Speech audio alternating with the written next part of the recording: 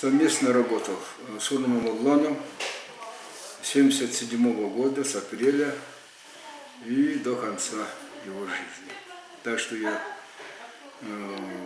являюсь очевидцем строительства первого музейного комплекса Якутская полицейская ссылка.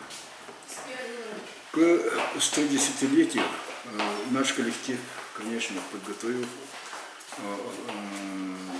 собственную выставку, конечно, основываясь на материалах самого юбиляра.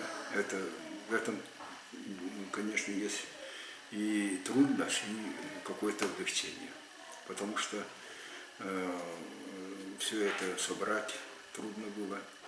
А насчет подлинности и так далее, это, конечно, нам помогает его источники, помогли его работы. Обогащение с экспонатами, да, работа идет нормально. Я думаю, эту работу ведем со времен Урного Мавлана. Народ понимает, старики понимают, и всегда бесплатно, вот, даже просят, с просьбой, сами привозят свои исторические вещи, семейные реликвии, даже можно сказать.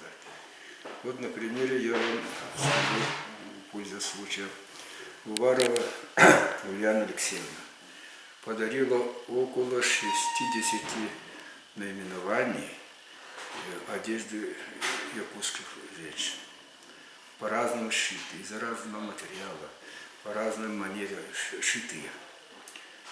Этим экспонатам цены нет. Последнее я хотел бы сказать, обогатили материалами из города Херсонеса.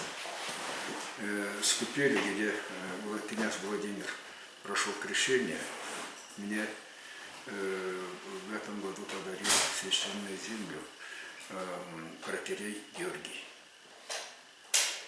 И, конечно, очень мне радостно, что мой музей связан с этим хорошим человеком. В будущем, конечно, будем работать над повышением качества нашей выставки, начало которой дал Дмитрий Сивцев. Музей в данное время, продолжая дело с Урным Мавланом, конечно, усиливает связь с центральными музеями, региональными музеями. Мы были в связи с проведением 70-летия очень в городах, мы по музеям городов-героев. И с ними сейчас держим связь, привезли очень большой материал, около 150-60 экспонатов. И вот эту работу продолжаем.